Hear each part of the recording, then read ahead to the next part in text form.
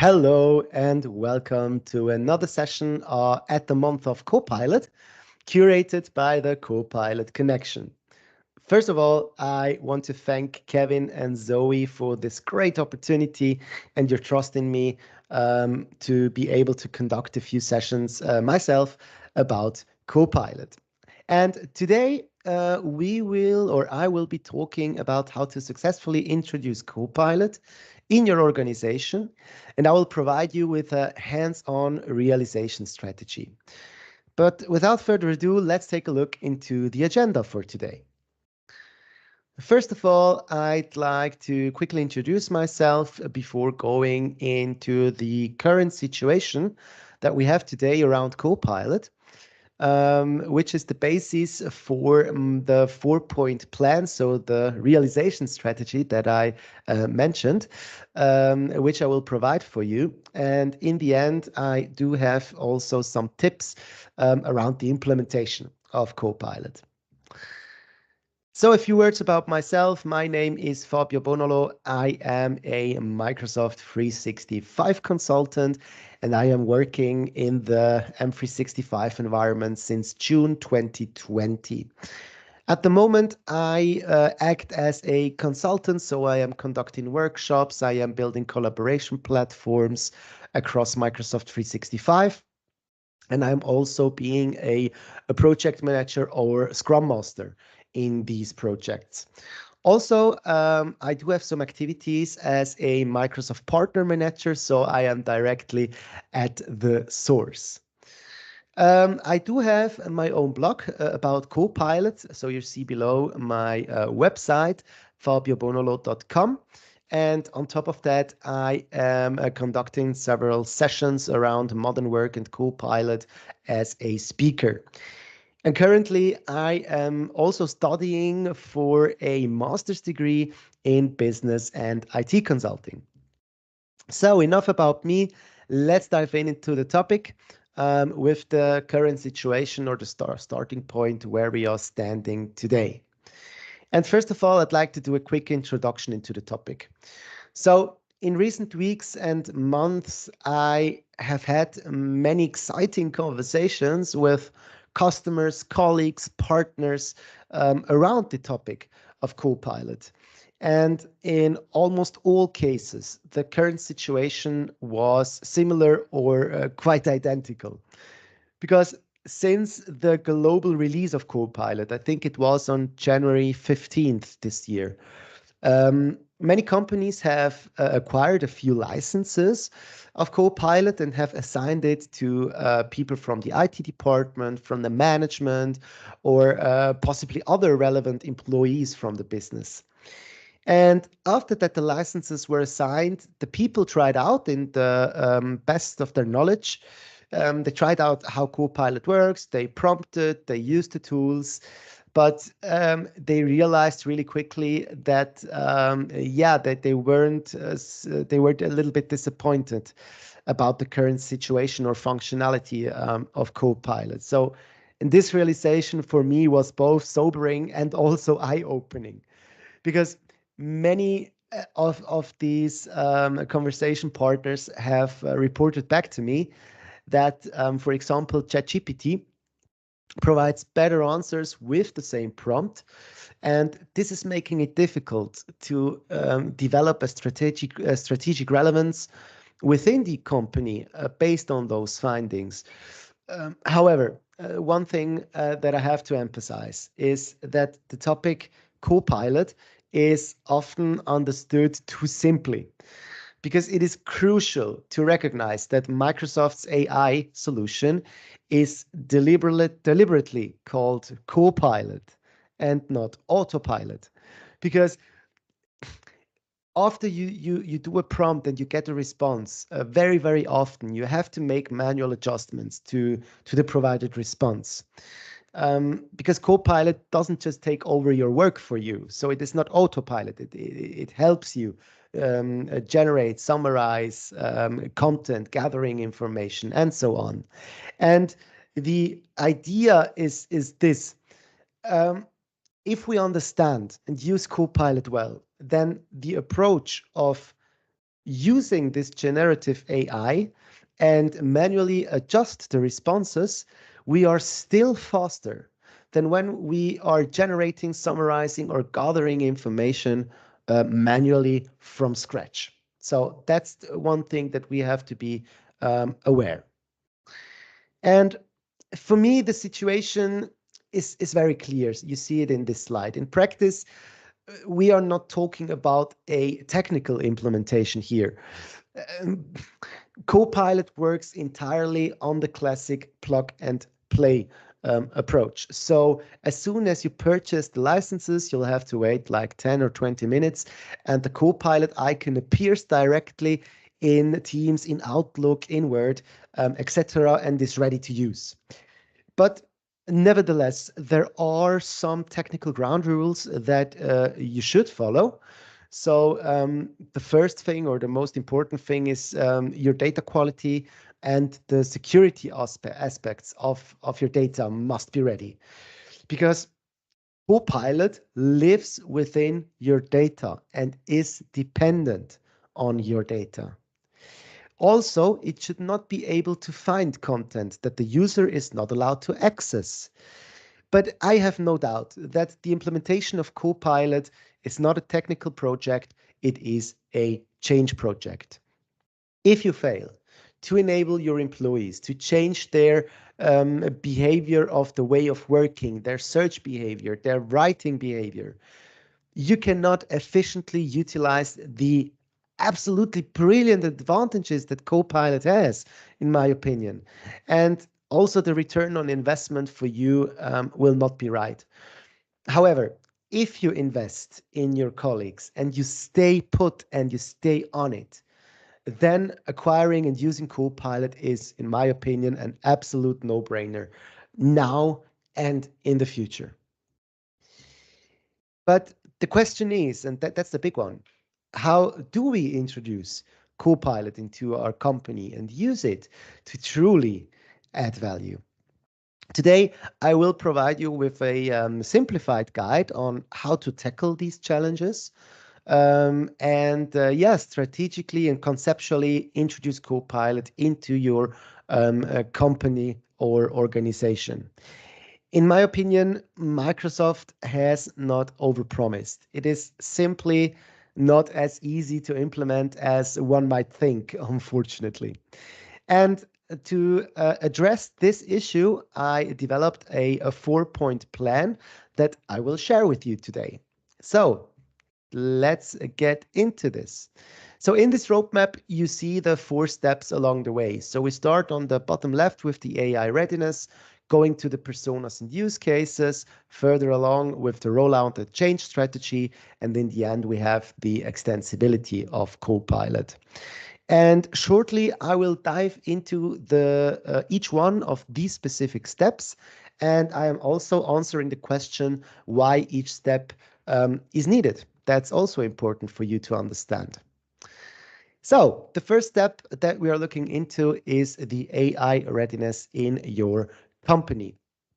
Now, why do we need to be AI ready? Because, of course, there is your M365 environment, or better, the data in your environment, because this data is a crucial success factor for the use of Copilot. I always say Copilot can only utilize the information or the data that you provide.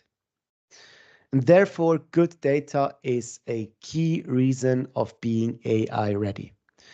What's also important, and I mentioned it before really quick, is that we have to make sure that data cannot be found by Copilot if the user is not allowed to access certain data.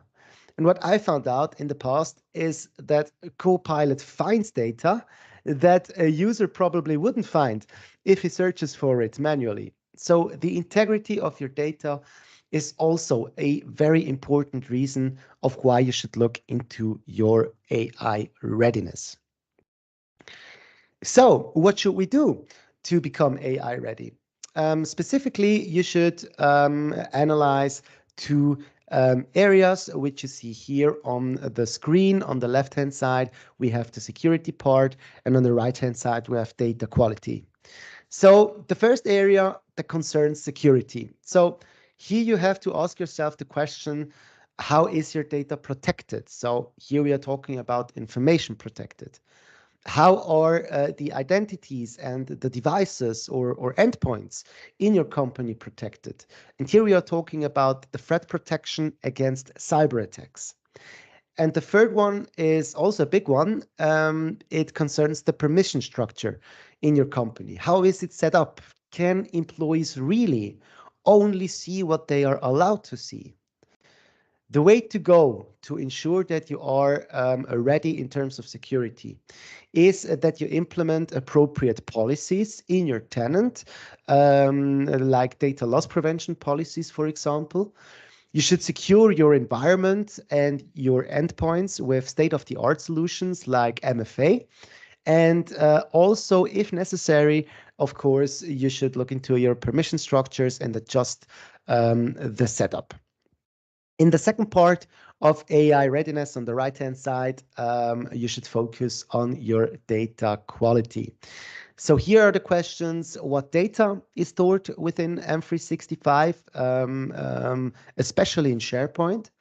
And what's also a big part is if there is data missing on the platform that a Copilot needs to meet your expectations. So probably you have some files shared in your file share, or you have some data in your ERP that you want to use. So here you have to look if you have to enrich or migrate some data into SharePoint in order to use Copilot as you want it, as you want to use it. And also, you should look into the grounding topic, because if there are duplicate shadow files, the repositories, or old files in your storage, that might confuse Copilot. So the key to a good data quality lies on the one hand on a good lifecycle management, so that you don't have outdated data in your environment. And the other part is the keyword data governance. So here we are talking about metadata, tags, data classification, etc. But I won't do a deep dive in this topic today.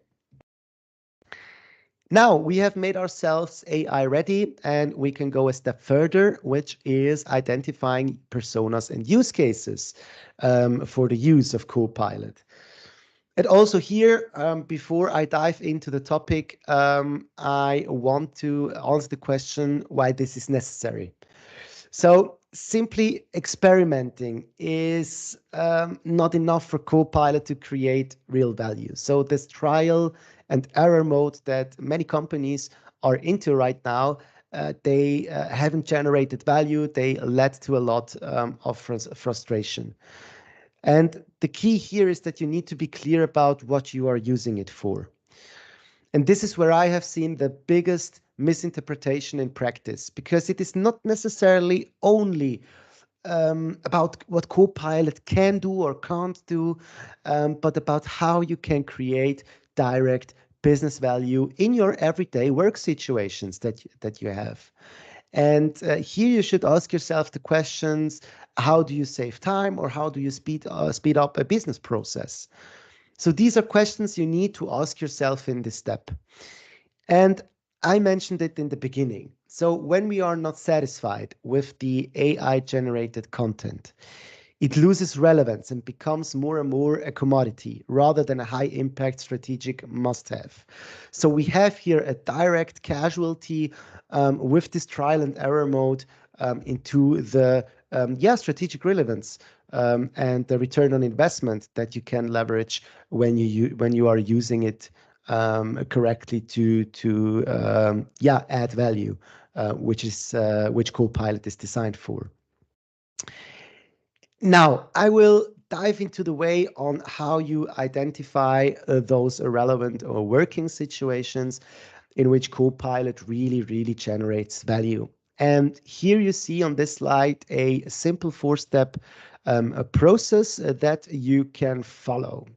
So first of all, you have to identify or define personas. Thus, these are employees from different departments, so like from sales, HR, finance, marketing, etc. And when you have identified these personas, you should consider what key tasks or key activities these individuals perform each day. And in order to identify these activities, I suggest that you get leaders or experts from each field or department into the working group or the key user group for Copilot. And you should identify at least two or three classical work situations, activities per persona. And later, maybe that's important, later I will come back to that with an example of a sales persona so that you can imagine how it looks like in practice. Then, when you have identified these key activities, you should extract the pain points from the defined work situation, because in the end, Copilot should solve a problem or should solve a pain points. It's not only there to, yeah, let's do some prompting and let's see how it works. So we have to get a return on our investment. So we should solve a problem. And here you ask yourself the questions, where do the personas lose time? What hinders them from performing more efficiently, for example, is also a question. And based on these pain points, you have the fourth step where you develop scenarios for Copilot. So is it Copilot in PowerPoint? Is it in Word? Is it in Excel? And you identify these use cases where Copilot can help solving these pain points in your daily work. And with these use cases in hand, you then structure one or more prompts per scenario. I will not go into the topic on how to structure a good prompt. For that, I conducted another session here at the month of Copilot called the Magic Formula of Prompting. But as you can see, these are this is the process that you can follow. You should identify personas. You should identify the key activities. Based on the key activities, you search for pain points and how Copilot can address these pain points. Now, as I said before, I have an example ready for a sales persona. And this is what I want to show you right now. So here you see the process in another visualization. So you see it in the circle. And we start on the top right with the key questions after you identified the personas. So the key questions that you should ask yourself is in which work situation does the persona, so the salesperson, lose time, and what needs to be done manually. Then you address, for example, you identified a key activity. In this example, it is that the salesperson needs to do, needs to prepare sales presentations for each customer. And on the bottom left side, you see the pain points based on this key activity. So maybe the sales persona has difficulties designing the presentations despite having templates. It is maybe not the most structured person. So it doesn't know how to structure an agenda, for example, and also doesn't know which graphic or which table, which visualization is good in which situation or in which part of the presentation. So this is the pain points. You have to really think about it. You have to try it out, etc. Loses a lot of time. And then on the top left, we have the result or the solution. So here we know that a Copilot in PowerPoint would be the solution. And based on this pain point, we develop the prompt for this scenario. And also, if I suggest I suggest for you that you don't only develop one prompt, so the starting prompt, but you also think about possible follow-up prompts, because maybe the first response generated by Copilot, it doesn't make you satisfied the first time. So you should be prepared to concretize your expectation towards the response of a Copilot. So this is the way for a sales persona. After you identified this persona, you ask the key questions, you identify the key activity, you identify the pain points, and you develop the use case and the prompt accordingly. Now, the question arises of how to best visualize this without ending up in a slide battle. I have prepared a scorecard for you using this example of the sales persona, which provides an, in my opinion, easy overview of the use case and the persona by following the process from left to right. So on the left, we have the sales persona. On the next one, the scenario is the design sales presentation. The pain point is I find it difficult to structure the content of the presentation and make them appealing. So here is a tip. You can define the pain points in the form of a user story. So this is a user story. And the tool or the use case which Copilot can help solve this problem would be PowerPoint. And then you have here the prompt, a really good structured prompt on how to generate a good, appealing, well-structured customer presentation for a sales pitch. Now, when you see this scorecard, there's something important that you should know. The end goal is that you collect these use cases and prompts, or these scorecards, and convert them into a use case library. Because here we are talking about knowledge. And imagine if the salesperson in question, so the key user, for example, that leverages this prompt, ends up leaving the company. So if you have curated this library, the next salesperson can use this knowledge and change the way of working in a more efficient way than the salesperson did before. So here you have really a gold mine when it comes to knowledge, and you should make sure that the knowledge stays within the company. Therefore, look that you collect these use cases in some sort of library. Okay, we identified the personas, use cases, and the prompt. Now we should talk about the rollout and change, because you laid now the foundation for the rollout, and it's about how to bring Copilot into the company and avoid employees having the same negative experiences as many of you maybe did. And that's why we need a good rollout strategy in order to not lose money, of course, and not to build frustration within your company when using a Copilot. So that's why we need this rollout and change. And first, let's have a look into the rollout strategy first.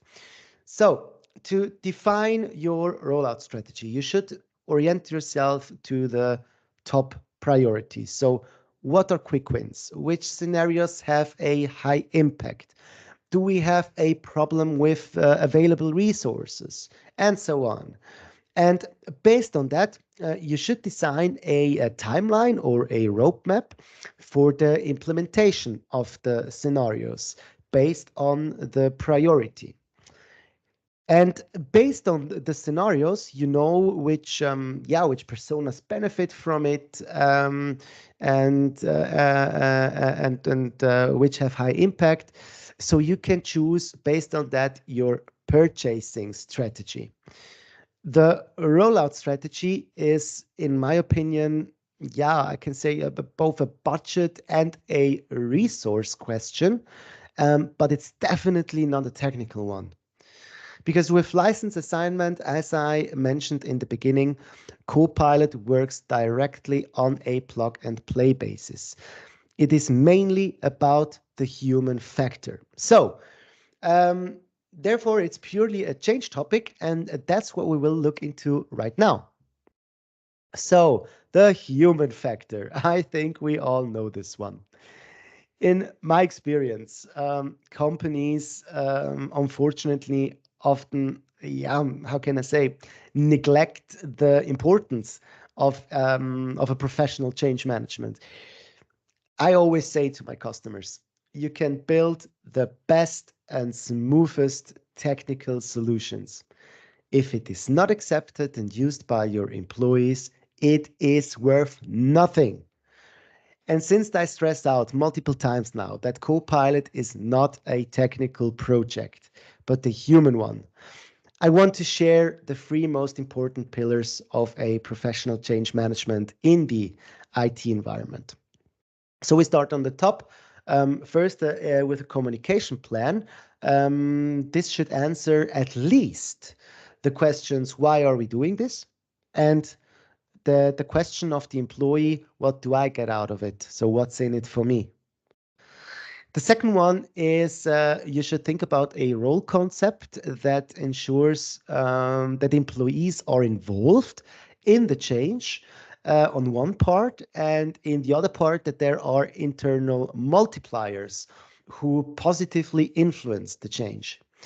And the third pillar of a good change management is a training concept that not only includes like a half day training, but provides employees with various learning formats, for example, self-learning, physical training, e-learning, etc.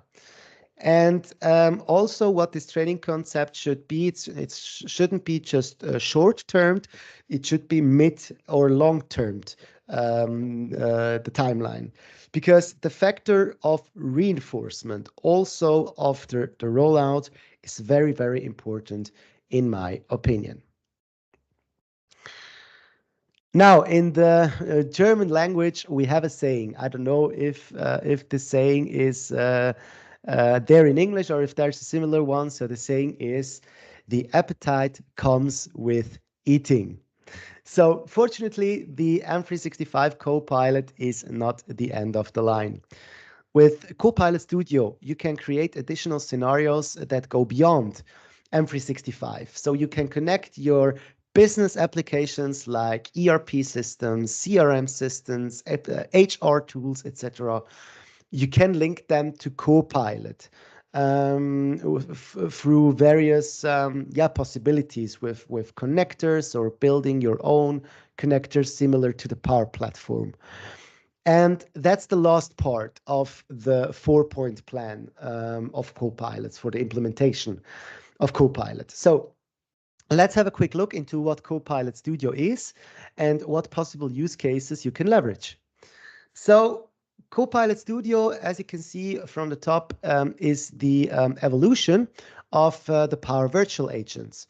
And it offers you a similar user interface to create chatbots, but it's opening more and more possibilities to design your own AI. So with Copilot Studio, you can not only create simple chatbots, but also build your own copilots or even language models, small language models, large language models. And additionally, the tool natively includes the extension of your M365 Copilot. And the main advantage of Copilot Studio is that you can integrate smoothly external data, such as data from your ERP or CRM system. However, to achieve this, there are several diverse and complex ways in Copilot Studio. So in order to achieve that, you can either extend the existing M365 Copilot, which is my suggestion for you, or you design your own Copilot from scratch. In both variants, you can enrich your Copilot with your own topics, questions, and actions and triggers to tailor it to your specific needs and requirements across all your applications in your organization. And in this context, I'd like to provide you some use case examples on how you can extend your M365 Copilot as the last part of this 4-point plan, as the last part of this journey. In these examples, we start from the bottom left. So for example, you could update opportunities in Salesforce.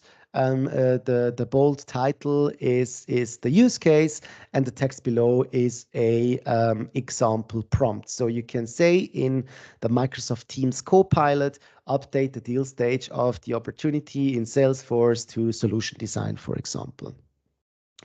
The next one is SharePoint lists, because that's important to know. The M365 Copilot doesn't ground in SharePoint lists standardized. So you have to put in this SharePoint list or this Microsoft lists in Copilot Studio in order to extend Copilot.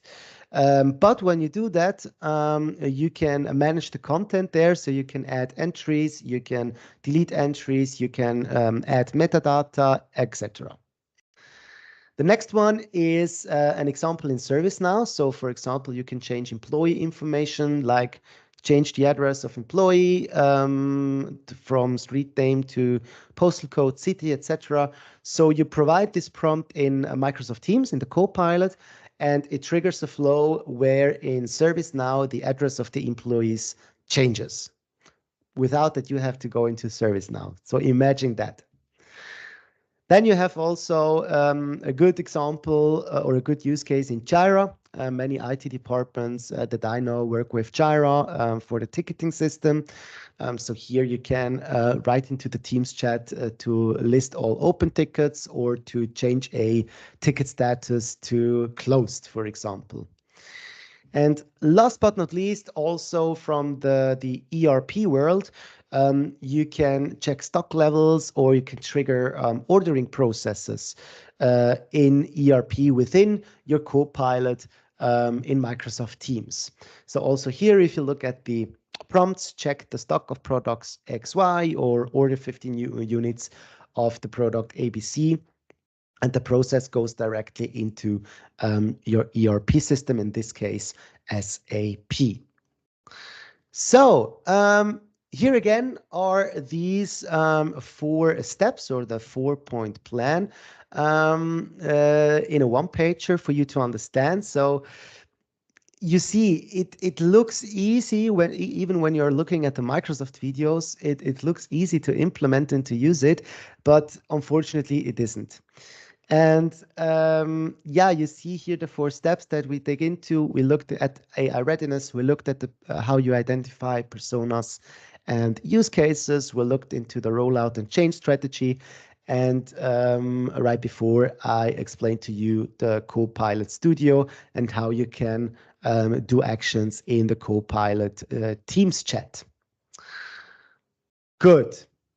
Now we come to the last part of the sessions, which are some tips that I have prepared for you for the implementation. So I look into the different topics that I covered today, starting with the AI readiness. And here there is a very cool assessment directly from Microsoft. So in the Microsoft adoption documentation, you have a possibility to conduct an assessment directly, and you can fill out some questions and get a sophisticated overview about your organization's AI readiness score. So here you have the link, write it down. It can help you very, very much doing a first readiness assessment. During this session, maybe you ask yourself the question in which format or time frame you should develop the use cases and the personas and the prompts. In my experience, you can do it in 2 ways. The first option is that you conduct a workshop of a whole day and tackle every part of the process. But I personally recommend to split the workshops apart in 2 or 3 sessions of 2 to 3 hours each. So here I have an example on how you can conduct these workshops. In the first workshop, you concentrate on the status quo. So you identify personas, their key activities and pain points, which they are having today. In the second workshop, you develop the use cases based on the Copilot for Microsoft 365 scenarios. So the tool within PowerPoint, Word, Teams, Outlook, etc. And in the third workshop, you are going to develop the prompts based on the identified scenarios from workshop 2. With this approach, I believe that you'll give each part of the process its relevance, and you are conserving resources rather than call up some colleagues for a whole day. And the last tip that I have with you, the last but certainly not least, is that I'm happy to share a magnificent tip from Daniel Rohrecker, a German Microsoft MVP in Copilot. As I showed you, when you remember the scorecard in the use case, the end goal is that you have a sort of library for use cases and prompts. And a really superb way of collecting and showcasing these use cases are in Microsoft lists. So on the right-hand side, you see those items, and each item has a specific structure with the title of the scenario on top, the tool in which Copilot should help solve those pain points, the user story of the use case or the pain point. So as I said, as a tip, you can use a user story to describe the pain point or the use case. And in the end, you have the associated prompt. So in my opinion, a really, really good tip. Kudos to Daniel at this point. Now, we reached the end of this session. Thanks for staying on, and I hope that you have gained one or two takeaways that you can use in order to use Copilot more efficiently in your company, or maybe that you can talk your boss or your management into developing such a strategy for implementing Copilot. And yeah, please don't forget to subscribe to the Copilot Connection. Here you have the information, LinkedIn, the website, and the YouTube channel. Thanks again to Kevin and Zoe for this incredible opportunity. And thank you again. Have a good one. Bye bye.